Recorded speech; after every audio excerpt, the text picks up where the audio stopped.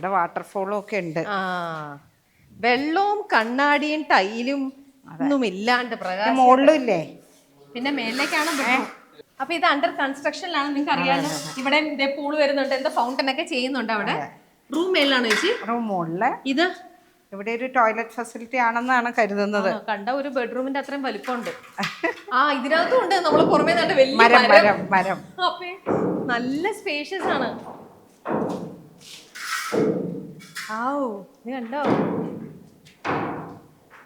ഒരു മരം പോലും കളഞ്ഞിട്ടില്ല. അപ്പൊ ഈ മരത്തിന്റെ ചുറ്റും ഇവിടെ ചിലപ്പം ഒരുപക്ഷെ വാഷ്റൂം ആയിരിക്കണം, അറിയില്ല, ചേച്ചിക്കും അറിയില്ലല്ലോ. മേളിലാണ് ബെഡ്റൂം ഒക്കെ ചെയ്തിരിക്കുന്നത്.